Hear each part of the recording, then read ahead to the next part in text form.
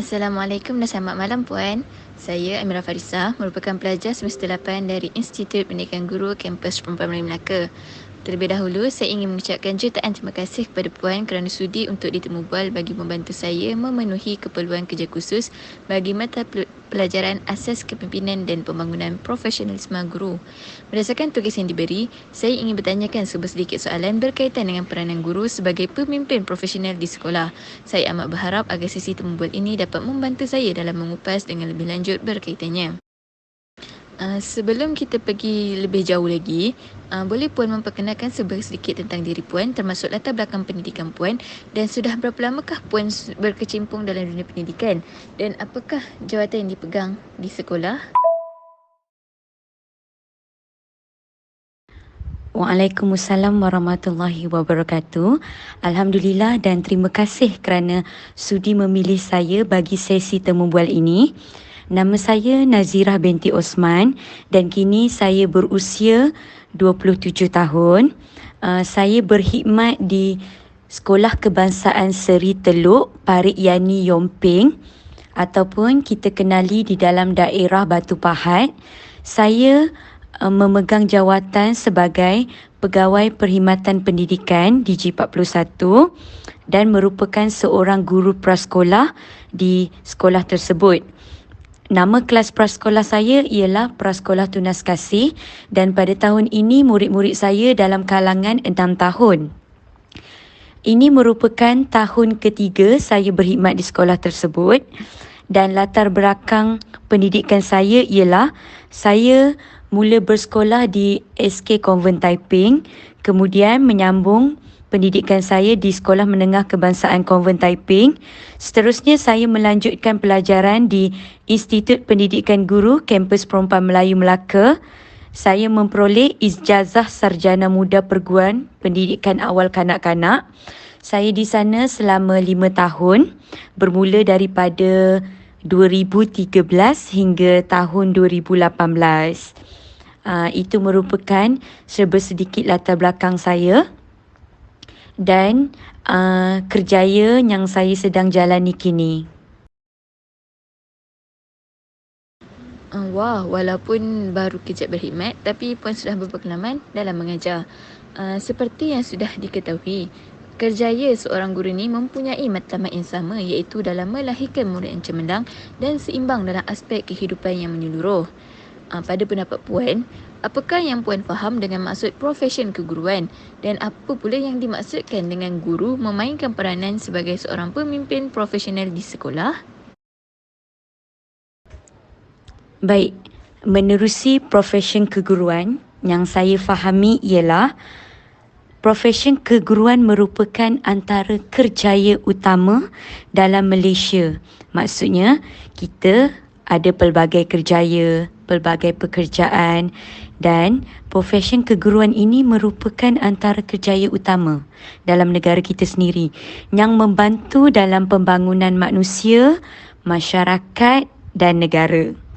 Seterusnya, untuk aspek guru memainkan peranan sebagai pemimpin profesional di sekolah, yang saya fahami adalah membawa maksud guru menjalankan tugas berasaskan pengetahuan, kepakaran dan juga kemahirannya dalam kerjaya tersebut. Maksudnya sebagai seorang guru, sewajarnya kita tahu apakah ilmu yang patut kita kuasai, apakah bidang kepakaran kita dalam pendidikan itu sendiri. Kita ada banyak option kan. Jadi mana satukah kepakaran kita dan seterusnya mempunyai kemahiran yang wajar kita ketahui ataupun kita boleh laksanakan dalam kerjaya itu. Selain itu, peranan sebagai pemimpin profesional di sekolah adalah turut memperlihatkan atau mencerminkan tindakan yang wajar dan bersesuaian. Kita tahu bahawa kita membawa nama sebagai seorang guru, membawa nama sebagai profesion guru. Jadi, kita sentiasa perlu memperlihatkan tindakan yang wajar sebagai seorang guru, bertingkah laku yang sesuai mengikut keadaan dan juga situasi.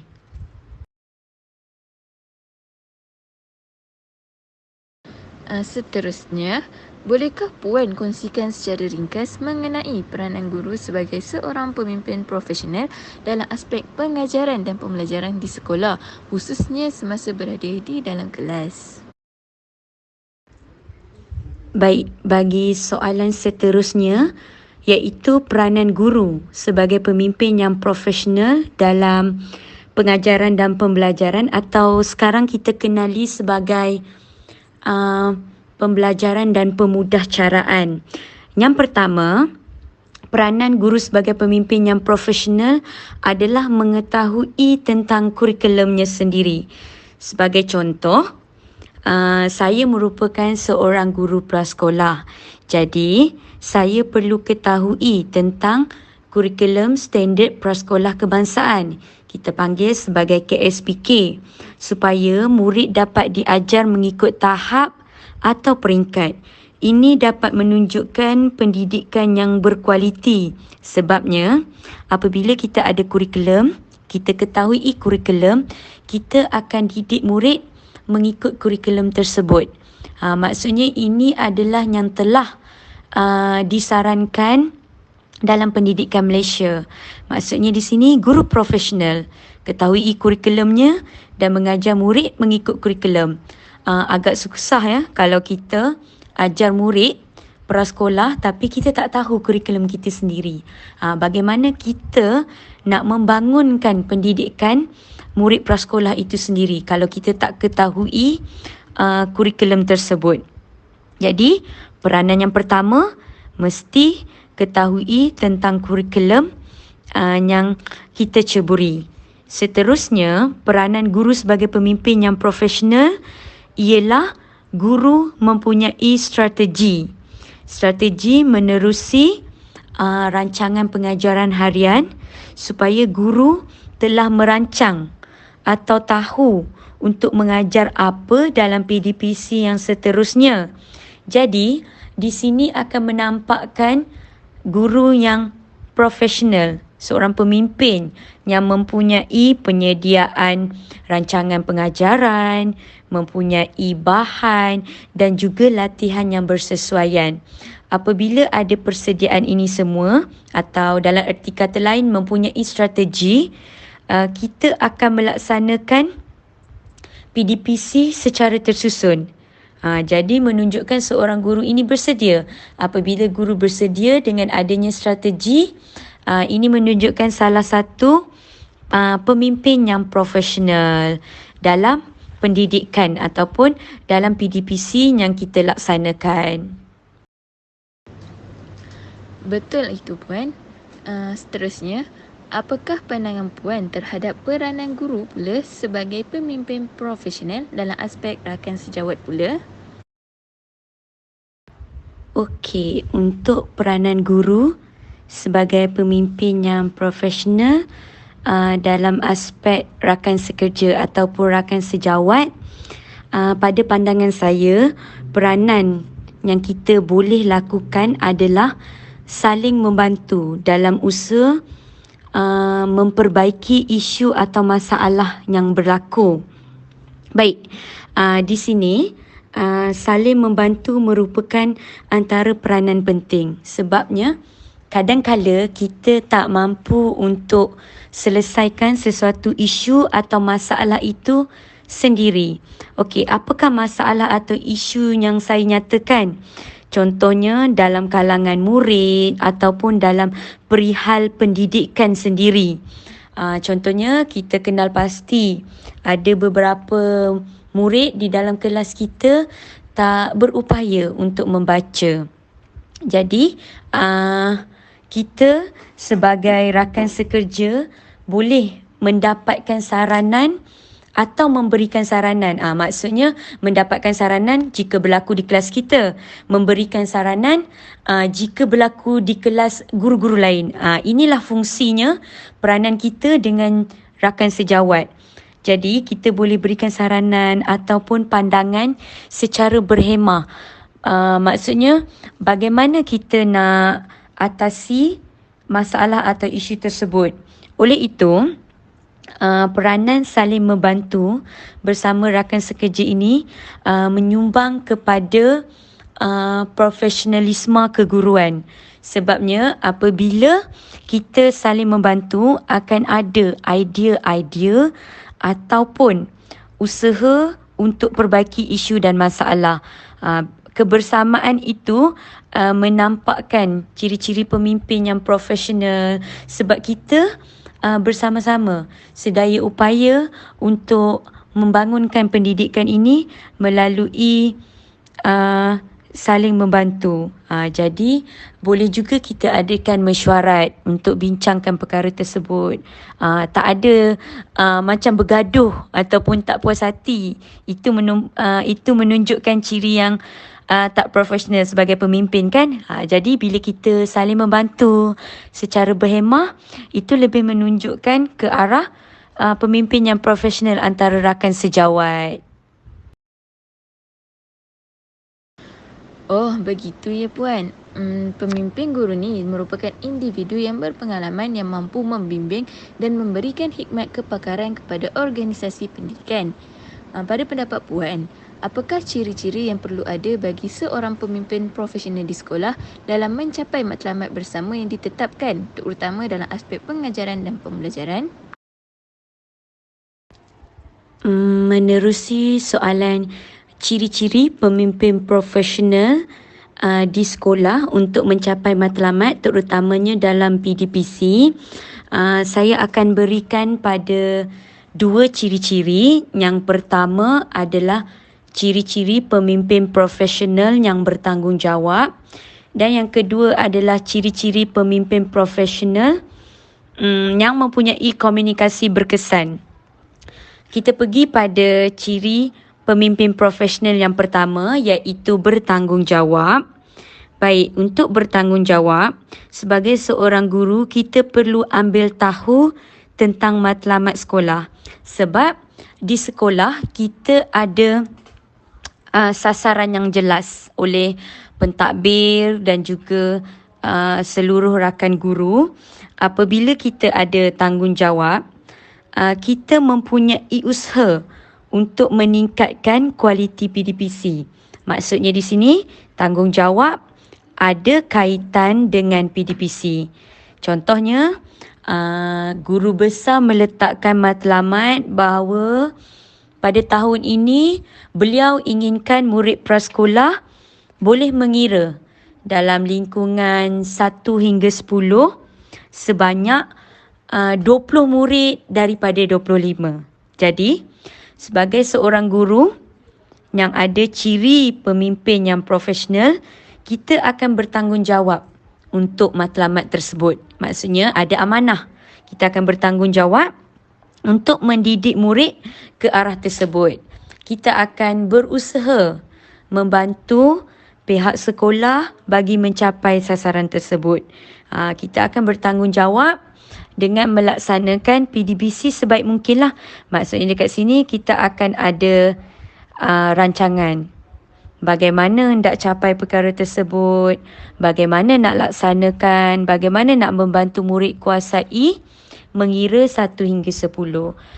Kalau kita ada tanggungjawab, kita laksanakan ciri-ciri tersebut, bermakna kita akan membantu sekolah sekaligus akan membantu dalam aspek PDPC.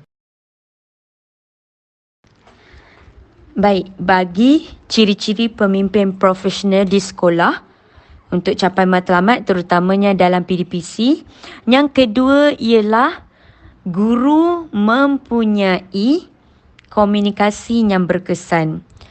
Baik, guru ini berkomunikasi dengan pelbagai pihak.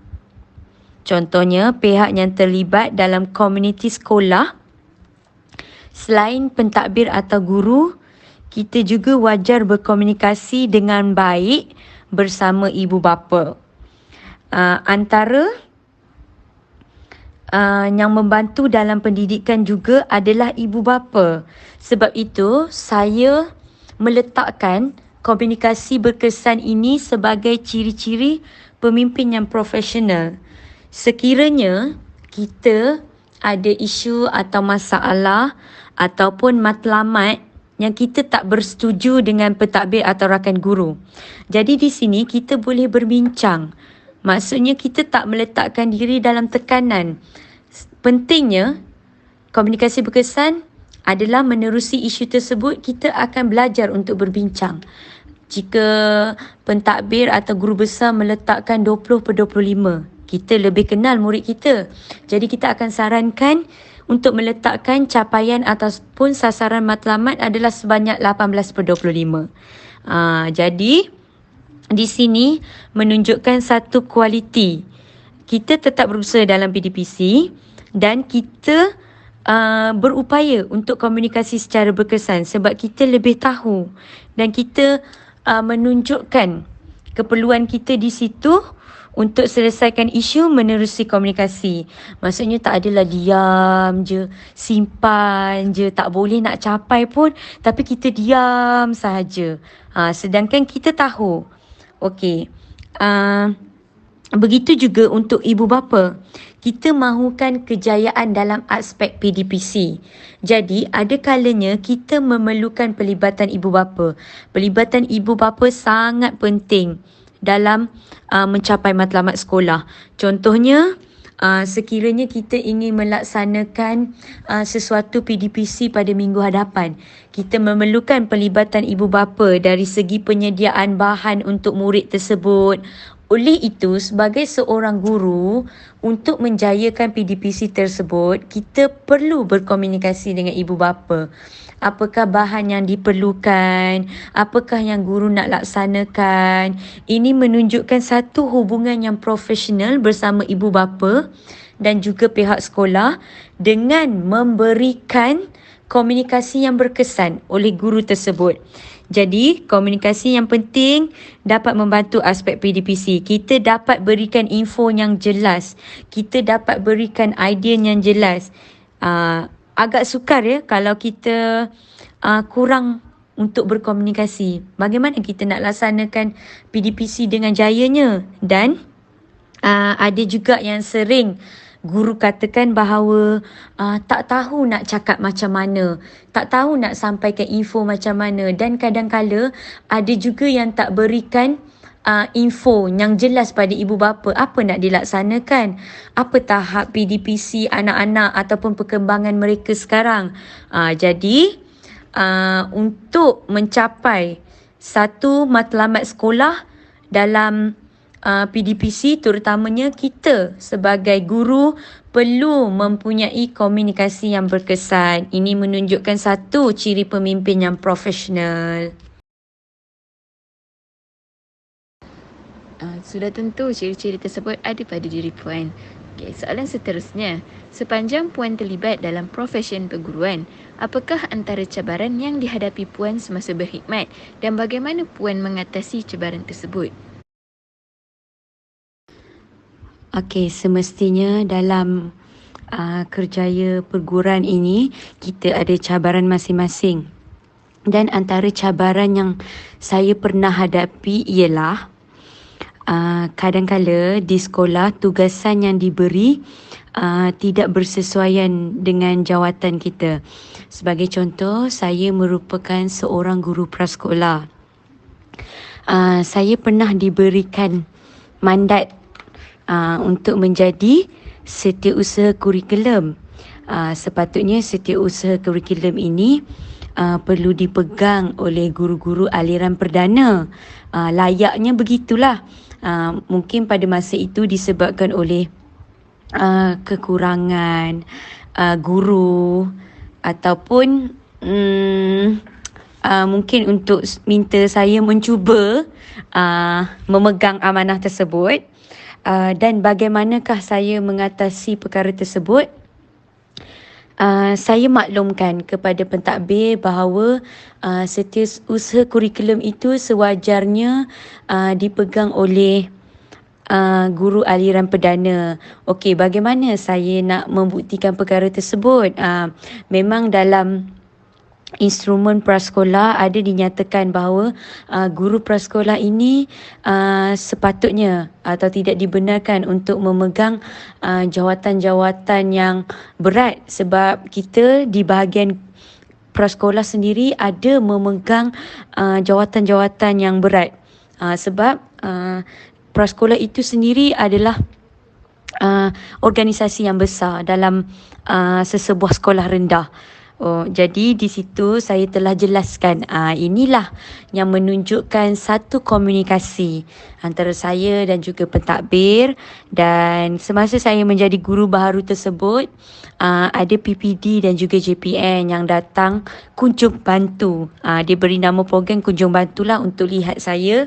Dan di situ juga saya ada maklumkan kepada mereka secara berhemah, maksudnya saya tidak memburukkan tentang sekolah, tetapi saya memberitahu tentang perkara tersebut, dan saya pun meminta PPD dan JPN untuk sama-sama membantu saya.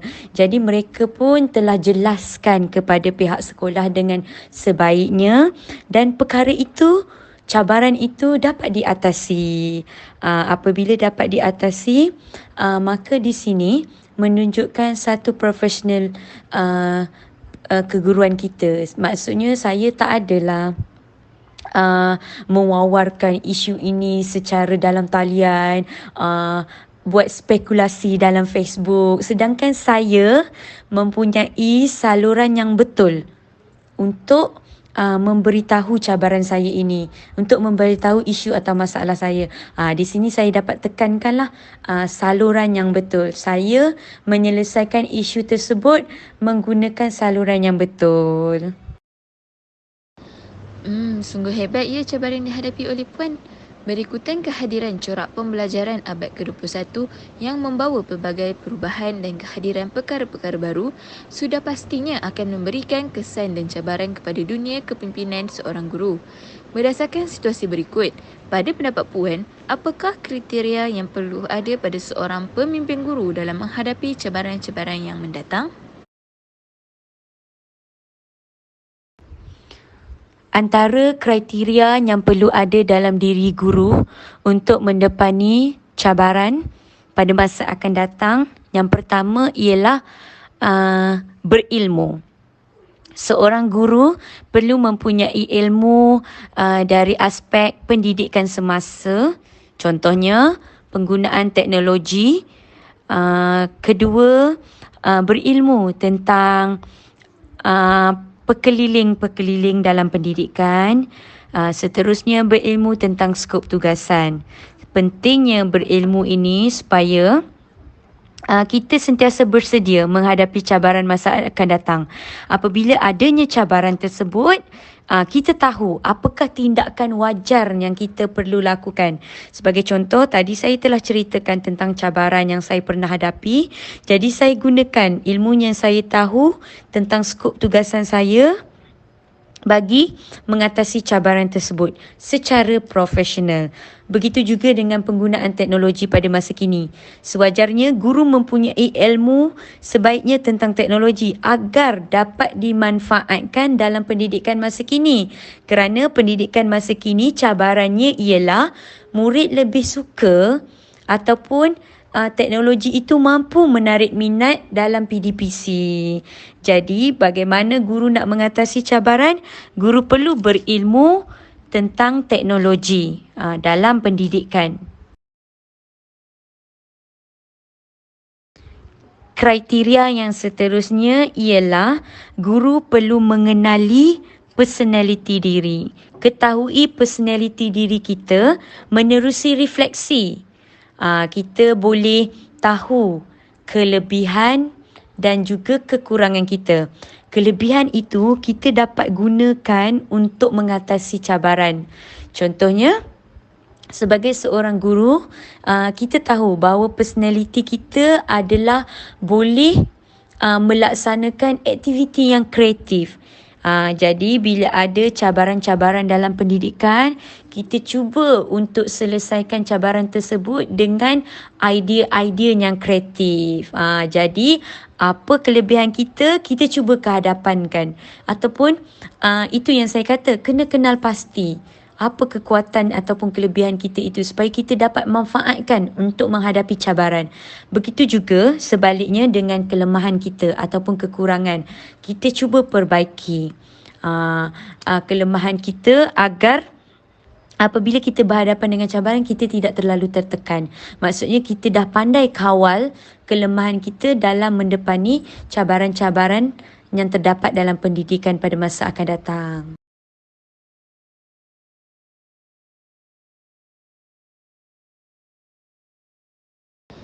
Secara keseluruhannya, apakah pendapat Puan tentang kecemerlangan guru sebagai pemimpin dalam pelbagai aspek pengajaran dan pembelajaran dapat menentukan kecemerlangan muridnya? Ataupun contoh. Jadi, saya bersetuju bahawa kecemerlangan guru sebagai pemimpin dalam pelbagai aspek PDPC dapat menentukan kecemerlangan murid. Sebab saya berpendapat bahawa kita semua menggelar guru sebagai teladan ataupun contoh. Jadi, sebagai seorang pemimpin, pemimpin lebih mengenali muridnya. Dalam erti kata lain, seorang pemimpin mengenali tahap perkembangan murid, perkembangan semasa murid ataupun pencapaian murid. Jadi, apabila kita mengenali tahap dan juga perkembangan semasa murid, ini menunjukkan bahawa seorang guru itu lebih jelas atau lebih tahu cara dan strategi yang pemimpin perlu usahakan untuk bantu kecemerlangan murid.